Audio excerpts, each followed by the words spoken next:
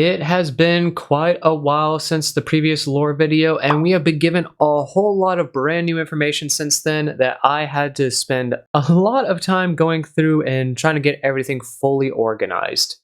In Rundown 2, there was only one complete lore log that I had to look into. In Rundown 3, there were 6 email logs and 1 audio log.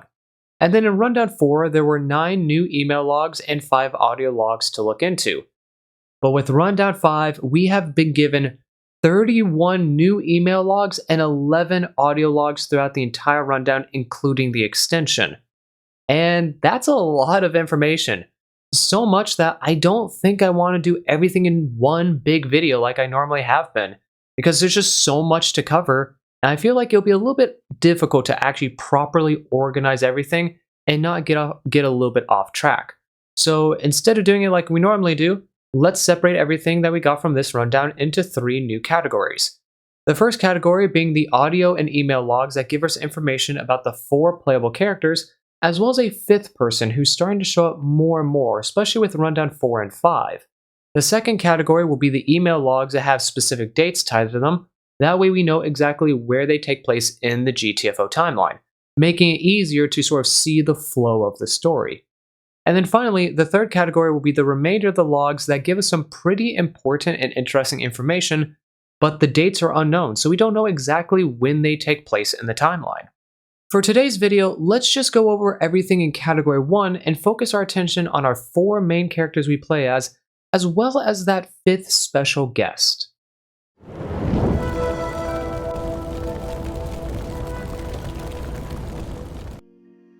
Let's start off with our first character, Frank Bishop.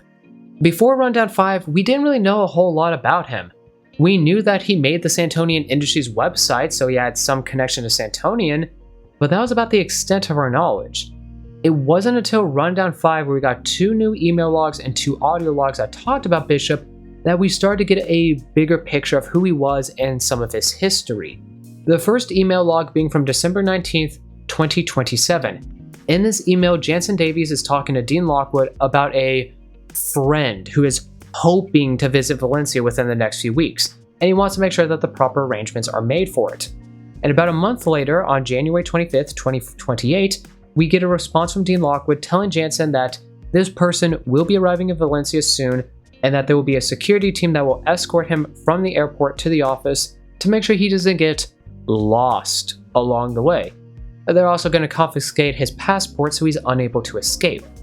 He also ends it off by mentioning that there is a ton of civil unrest in Valencia right now, and just like they predicted, within the next few weeks, civil war will break out in Valencia.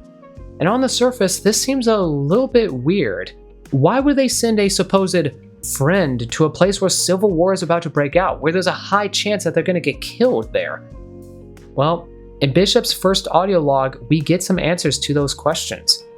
In the audio log, Bishop is being interrogated by who I believe to be a KDS member. In this, he explains to the person who he is and what he did to sort of end up in his current situation. He mentions the fact that he used to work for Santonian and the fact that Jansen Davies was his boss. And after working there for quite a while, he started to install spy network onto some of the laptops, and he got a lot of information that he shouldn't have had. And then he tried to use that information to blackmail Jansen Davies. Now, I hear some of you asking, who is Davies? Well, simply put, he's the CTO of the company Dreyfus Industries, a company that is so powerful and wealthy and just invested in pretty much everything around the world that they practically own the world. There's really nobody that doesn't know the name Dreyfus Industries. So when you try to blackmail the CTO of a company that big, you end up like Bishop, sent to Valencia, forced to stay there in hopes that you would be killed during the Civil War. But as we could tell, that didn't happen to Bishop. He did not get killed. He is still alive. And when a company came in to sort of dissolve the war and calm things down, which I'm pretty sure is KDS, who works for Dreyfus Industries, they found Bishop. They probably were looking to find evidence that he was killed, but no, they found the living person himself, which wasn't what was supposed to happen according to plan. However, Jansen Davies is a smart person and he had a backup plan. During the interrogation, Bishop just says, hey, take me back, look up the records of the workers, talk to Jansen Davies. It will prove I'm telling the truth. But the guy talking to him tells him, no, I don't think you understand. There is no Frank Bishop. You were never born. You never worked for Santonian. You never blackmailed your boss. You never got sent to Valencia. You never existed. So what does that mean for Bishop now? Well, towards the end of the conversation, the guy calls for the guards and tells them, hey, this one is for the Legion program. And they start dragging Bishop away. And as he's going out, he is yelling at them, telling them, you let Jansen Davies know I am coming for him. I will find him. But what is the Legion program? This is the first time I've mentioned this in a video. Well, simply put, the Legion program is sort of a system where if you are somebody who is like on death row, you're just a sort of criminal that nobody really cares about, or you're like Bishop who did something to the person you shouldn't have, or you just have information you shouldn't have, you get sent into the Legion program, and what they do in there is they wipe your memories clean. They stick you and trap you in hydrostasis pods for months, maybe even years, until your memories are completely gone. And once your memories are wiped clean, they sort of mold you into an obedient servant. Somebody who they could just pull out of a pod, give an objective or command to, they complete that objective without any question, and once they finish the mission, they climb back up in the pod where they are stored until they are needed again. Does that sound familiar? Well, it should, because that's us. The four main characters, when we drop down to the complex, all those pods we see along the wall, they are part of the Legion program. We are a part of the Legion program. And this is the story of how Bishop ended up in the Legion program. Because he tried to blackmail probably the #1 person in the world you shouldn't have tried to blackmail. And because he didn't die in a civil war, he was forced into the program. But this isn't quite the end of Bishop's story. There's still the second audio log in regards to him. During this audio log, we are told that about a year has passed since he was put in hydrostasis unit, and he's being pulled out for sort of a checkup to make sure that his memories actually were fully wiped. But shortly after he wakes up and sort of examines the area, he recognizes the hydrostasis pod and he starts freaking out, begging them to let him go, which tells them his memory is still intact and he still remembers what happened. And because of that, they get ready to put him back into the pod. But before they do, he murmurs to them and says, "Bring me Jansen Davies," which goes to show as well that due to his anger and want for revenge against Davies, he hasn't forgotten about him even after being in hydrostasis for at least a year now, which obviously that's not gonna fly. So they put him back into the pod and they just say, hey, we'll check him out again in a few months and we'll see if his memory is fully erased by that point. If not, we just keep rinse and repeating until his memories are gone and we can shape him into the type of Legionnaire personnel that we want him to be. And that is the unfortunate backstory of Frank Bishop. Somebody who made one small mistake. Well, blackmail, which I guess I wouldn't really call small mistake, but he made that mistake, and because of that, he is now forced into the unfortunate situation that he is now in. Next up, we have Aiden Hackett, who, just like Bishop, we didn't really know a whole lot about before Rundown 5. We knew he had some sort of connection to Santonian Mine Company since he literally wears their logo on his shirt, but that was about it. In Rundown 5, we were given a news article from November 5th, 2030, or at least somewhere in the 2030 range. The article itself is actually dated November 5th, 2003, but because it talks about the 18th century in it, there's no way this article is actually from 2003. Most likely just a typo that slipped by the devs, which, no big deal. The more important information is the article itself, not necessarily the date. In the article, it talks about a thing known as the Curse of Colt, some sort of curse that affects the island of Colt and anybody who lives there. And it talks more detail about one particular family who was just more recently affected by it. The family being a family of a father, a mother, and 4 sons. It talks about how one of the children was out with their mother one day, going on a nice little walk around the island, but when they were towards the northern edge of it, the mother fell off the cliffside and fell to her death. Whether she just casually fell off and stumbled and it was an accident, or if she jumped to her death and committed suicide, is unknown, but nonetheless, A 5-year-old child just witnessed their mother fall to their death right in front of them. And that's definitely going to leave some emotional scars. To make things worse though, it doesn't end there. 7 years later, that same child is out hunting with one of his older brothers, who is 14 at the time while he is 12. And during the hunting session, the younger son accidentally shot his brother through the neck and ended up killing him because medical staff wasn't able to get out there in time since they are on an island. And because of that, the brother ended up dying. So this same person not only witnessed his mother jump to her death when he was only 5, he also had to witness his own brother die to his hands when he was 12 years old. And this is going to definitely mentally affect him quite a bit.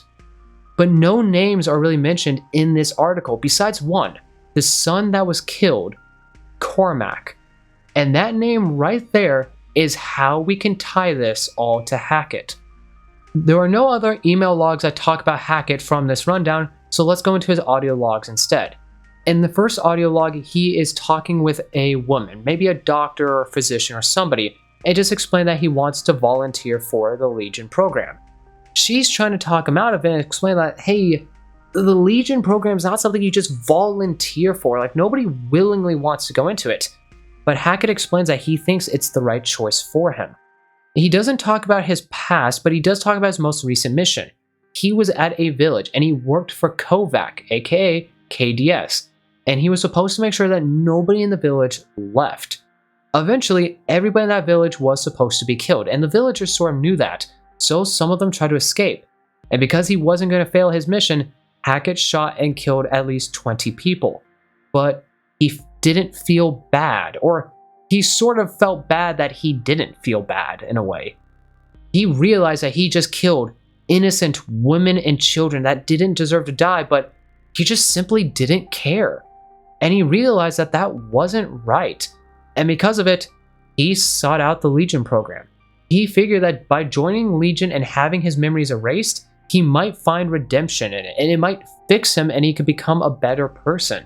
However, I question if he knew all the details about Legion, because I don't know if he would actually go that far and say, hey, I want to become basically a mindless drone eventually and just do whatever I'm told because I think that'll fix me.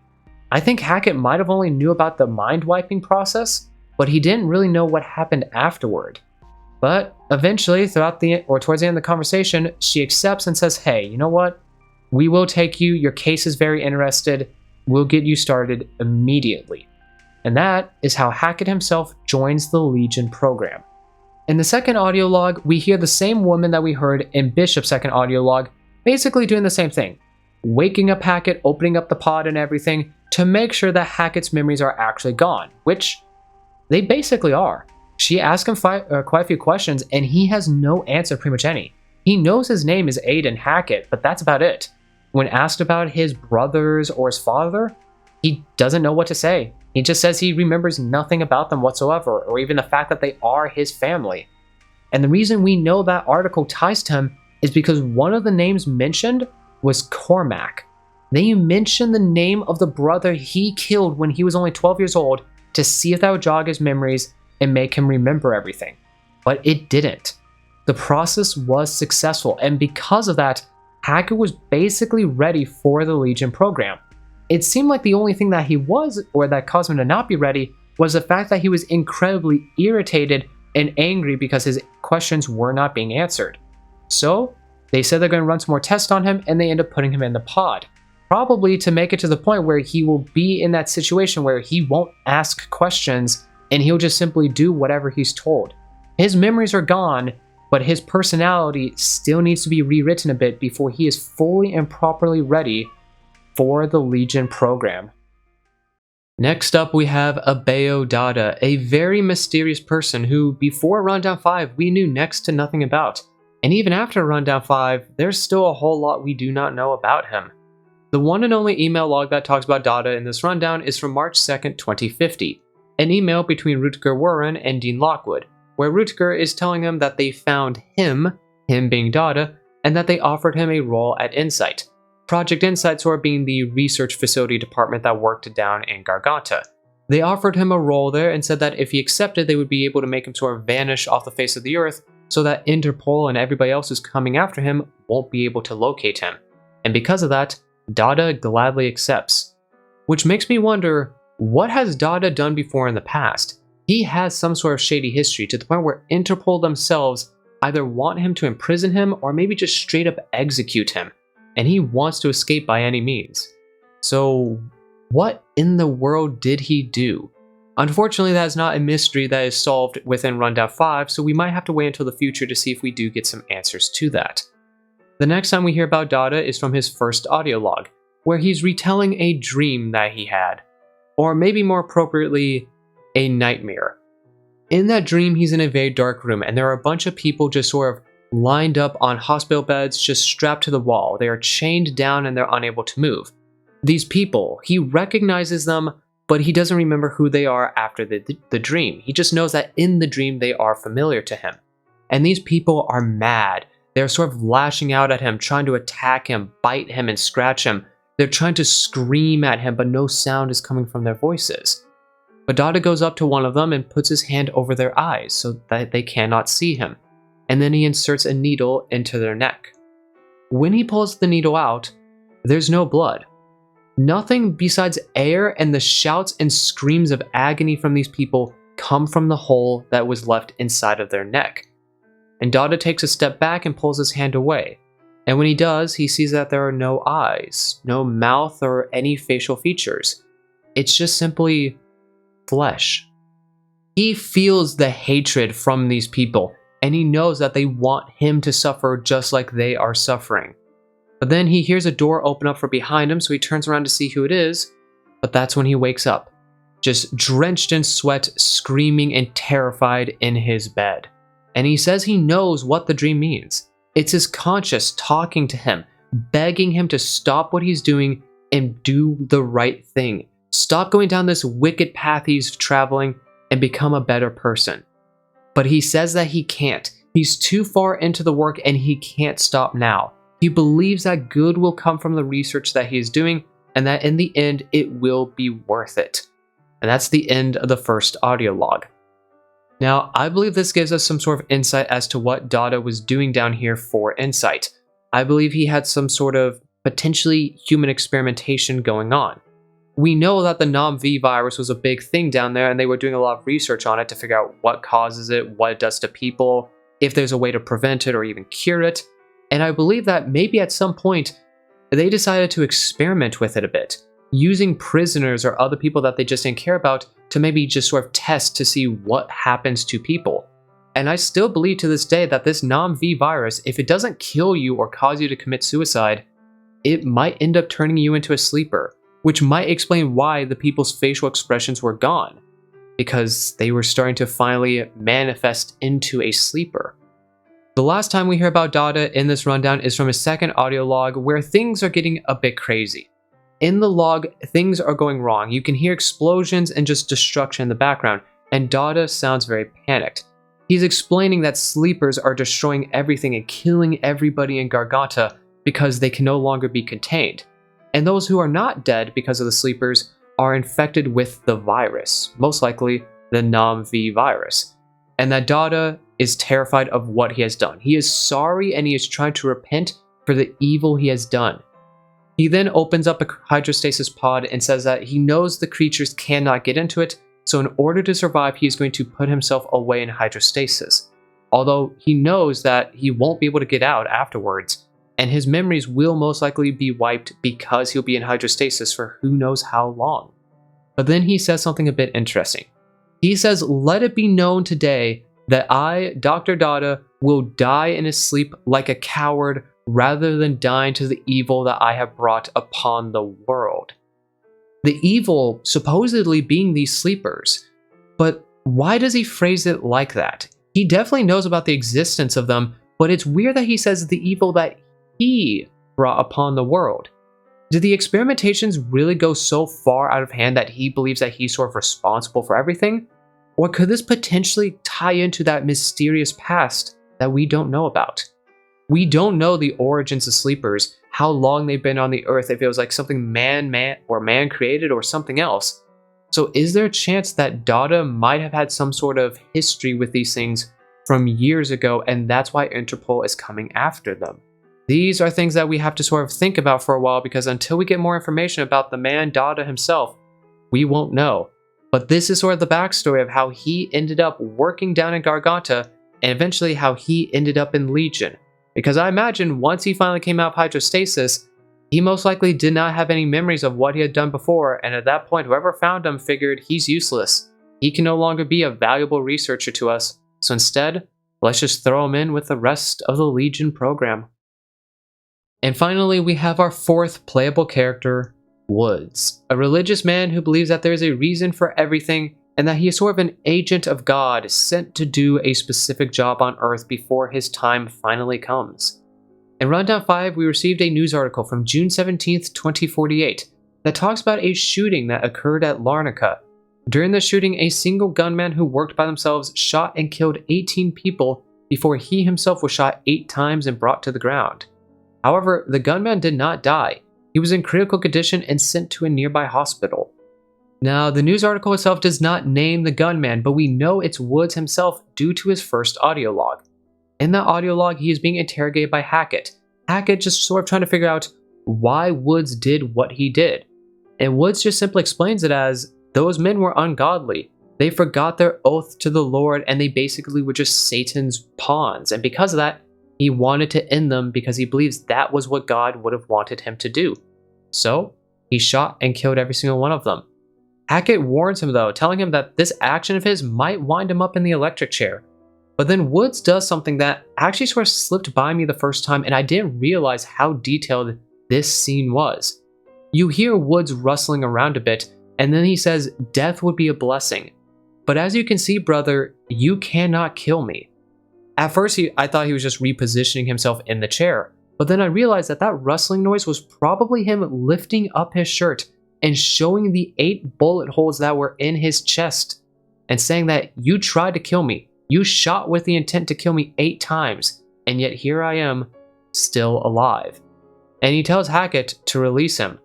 But Hackett says that he cannot do that, and therefore he is going to send Woods to a special program for people just like him to try to help correct him. As we all know, this program is most definitely going to be the Legion program itself. In the second audio log of Woods, he is being woken up and interrogated by Hackett once again. Quite a bit of time has passed though, because we can tell Woods has no memories of his former self. However, Hackett believes that some of those old memories might be coming back. He believes that Woods is starting to remember his oath to the Lord and that he is a religious man. And he doesn't want that, because obviously if you're in the Legion program, you're not supposed to have any memories of who you used to be. So we ask him a series of questions to figure out if he's actually regaining his memories or if they're just being a little bit paranoid. But the weird thing about this conversation is it sort of sounds like Woods is in a way being hypnotized. I don't think he's like actually being hypnotized during the conversation, but there are many moments where Hackett will ask Woods a question, and then Woods sort of just says the same thing back, but instead of phrasing it as a question, he phrases it as a statement. It sort of sounds like Woods has no personality of his own. He can't really think for himself, and he's sort of just saying what he's supposed to say. And then towards the end of it, when Hackett is sort of satisfied with the interrogation, he tells Woods, "Alright, we will get you the next time you are needed for a mission. You can go return to your pod." Which is weird, because up to this point, every time somebody's sent to a hydrostasis pod, they're freaking out and they don't want to go. They're forced into it. But Woods just willingly goes back to his hydrostasis pod, which tells me he is so far into the Legion program that he's the ideal Legionnaire. He has no will of his own, and he is just simply being brought out, completing whatever task is given to him, and then willingly going back, because that's his life now. Woods is so far into the Legion program that whoever he used to be basically doesn't exist anymore. He is the ideal Legionnaire. But the one last thing I want to talk about Woods before I end his segment off is something weird stands out. When it came to Dauda, Bishop, and Hackett, we all knew he had some sort of connection to either like Dreyfus Industries, Santonian Mine Company, or just anything in Garganta. But Woods has no direct connection, or at least it doesn't seem like it. But there's another thing that stands out among Woods compared to the other characters, which is we don't know his full name. We have Frank Bishop, Aiden Hackett, Abeo Dauda, but then it's just simply Woods. We don't have the rest of his name, which makes me wonder, is it like that on purpose? Are we not being told Woods' full name because maybe the rest of his name gives him some sort of connection? For example, Jansen Davies, the CTO of Dreyfus Industries. What if Woods' name is Jansen Woods? Maybe he is actually a brother or a relative of somebody else that we already know from the GTFO timeline. And because of that, that would somehow give us a connection between Woods and Dreyfus Industries or Santoni Mine Company itself. Keep an eye out for this because I do believe there is more to Woods' name than we might think there actually is. And now that we have finished talking about our 4 main characters, let's talk about our special guest, the man himself, John Schaeffer. Schaeffer is a name we've been hearing about quite a bit ever since Rundown 4, as he's been leaving behind a lot of audio logs for us to listen to. And through these audio logs, we've been able to figure out that Schaeffer is a prisoner just like us, another member of the Legion program, sent down to do a task and then return to his hydrostasis unit until he is needed once again. However, Schaeffer has broken free. Everybody in his squad is dead except for him, and he didn't go back to hydrostasis. He started thinking for himself, and he realizes, why is he doing this for the Warden? He has his own life that he wants to live. He doesn't want to be down here, and now he's doing his best to survive and try to find a way out. Although he knows he can't do it by himself.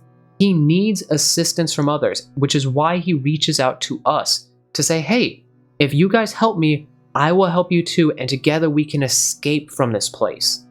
Throughout Rundown 5, we were given quite a few email logs that talked about Schaeffer that gave us a good understanding of who he was before the Legion program.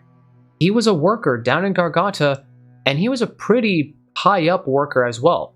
He was a miner, and he had many people who worked directly under him. He had Tier 4 clearance out of Tier 5, and overall he seemed like a pretty important name, although I don't think he was quite as important as people like Andrew Clinton or Jansen Davies. But at some point, things sort of turned to the worse for Schaeffer. There are 2 email logs in particular that I want to go over from Rundown 5, both of them having unknown dates, so we don't know exactly when they occurred. In the first one, Artist Sherapon is messaging Schaeffer saying, hey, things are getting a bit crazy down here. The further and further we go down towards the depth of 2,000 meters, the hotter and hotter it's getting. These temperature readings are off the charts. It's unbearable to work down here. The systems are overheating, they can't even keep the lower levels tolerable, and there's so much seismic activity going on that it feels like the entire place could collapse at any moment. And yet, they're still being forced to keep on mining and keep going closer. Artist believes that they're getting close to some sort of geothermal mass, but everybody's too afraid to really say anything about it, so he doesn't really know any information in regards to it. But he does tell Schaeffer that he has to keep on going down because he needs to install a specific system down there for their mutual boss, which I believe this system is most likely the hearsay system, which was something that Artist was not supposed to mention to anybody else whatsoever, which I believe might end up getting Artist in trouble a little bit later. In the second email log though, we get more information. This time, Schaeffer is messaging Artist saying, hey, you called it. He wants to know what just happened because Schaeffer was currently up on the surface with his team, and the entire place just shut down on them. Somebody said to him that a mole broke through some kind of barrier and that they got into some sort of chamber, but then she just noped out of there and ran away and told Insight, yo, you guys go investigate, I'm not dealing with this crap anymore. So Insight went in. Schaeffer tried to get information to figure out what was going on because he had a bunch of people who were asking him like, yo, boss, what's going on here? Like, what just happened? And he didn't have any information. But then he remembered that backdoor system, the hearsay system. So he did a little bit of rewiring and then he had to listen. And by listening in, he was able to figure out that Insight, a bunch of Kovac members, went down there and there were tons of sleepers and they were holding them off. They broke into some sort of special chamber. But then all of a sudden, a giant explosion went off. And that explosion was so powerful that they were able to feel it up on the surface. Supposedly, that explosion happened about 2,000 meters underground. So to be able to feel that on the surface, that was quite the explosion. And everything sort of just went to heck.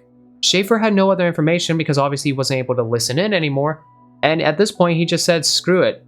I'm going to keep working, but I know a lot of people who work for me are going to probably try to run for their lives, which they'll most likely get shot and killed by Kovac perimeter. He just doesn't care. And that's pretty much the end of the log. But there's a little bit of information towards the beginning and the end of it that caught my attention. At the top, it says Biocom illicit communication, then there's a date stamp, and then concern begins. Biocom being the system that basically records everything. Emails, audio logs, just video cameras, everything that goes down, it's recorded by Biocom. And it says illicit communication, illegal communication, stuff that shouldn't have been happening, and because of that, there was some sort of concern. But then at the end of the email with Schaeffer, it says Biocom personal files updated, alert system flagged, concern ends. Personal files were updated. Artis and Schaeffer were the only ones in this email log, so it has to pertain to either both of them or just one of them. And I believe this is not only a turning point in the story of GTFO where things were sort of going according to plan, then all of a sudden everything went wrong, but also being the turning point for Schaeffer himself. At some point, Schaeffer got thrown into the Legion program, and I think this was it. It was illegal communication. Personal files were updated. I believe that Schaeffer, because he learned too much by knowing about the hearsay system and listening in and hearing what went on down below before the explosion, he knew something he was not supposed to know anymore. And because of that, he went from a highly valued worker in SMC to somebody who just volunteered themselves for the Legion program. There is no definitive proof, but I do believe that this is unfortunately the last time John Schaeffer got to work for SMC as a free man. And then fast forwarding quite a bit, we got more audio logs from Schaeffer, and a lot of them were basically him saying the same thing of, hey, we have to work together. There are hundreds, if not thousands of us down here and stuck in this Legion program, and there's no way to stop us. It's just ourselves. They keep us separated because they fear the thinking man. They don't want us to group up together and start thinking and realize, yo, we got hammers, we got guns, we've got sentries and stuff. We can fight back. Why are we risking our lives for other people? Why are we mindless drones? We need to group up together and amass an army and fight back. It is time to take control of our lives again. As he says towards the end of his final audio log from this rundown, he says it's time to start thinking. Time to start thinking about how we can GTFO. He wants to amass an army and escape, and he probably wants revenge because he does not want to be a mindless drone anymore. And that, up to this point, is the complete story of the man known as John Schaeffer. Rundown 5 promised us information about the main characters, and it certainly delivered. We used to think that we might have been fairly innocent people thrown into this crazy world against our will. But now we know better than that. None of us in the game are innocent, and we all certainly have some pretty messed up history. The real question, though, is do we deserve to be part of the Legion program? Are our sinful past deserving of a life that we have no control over? Are we just tools to be used by the Warden until either the mission is completed or until we finally meet our demise? Or are we the victims in all of this, and we deserve to be able to break free of our chains and finally take back control of our lives? Are we determined to fight back and free ourselves from this prison of ours known as Garganta? It's time to choose a side, prisoner. Will you accept your fate and remain a tool for the Warden until the day you die? Or will you open your eyes, see the truth, and side with Schaeffer in the fight to reclaim your stolen lives? Make your choice soon, fellow prisoner, as a war is approaching, and there isn't much time left until it arrives.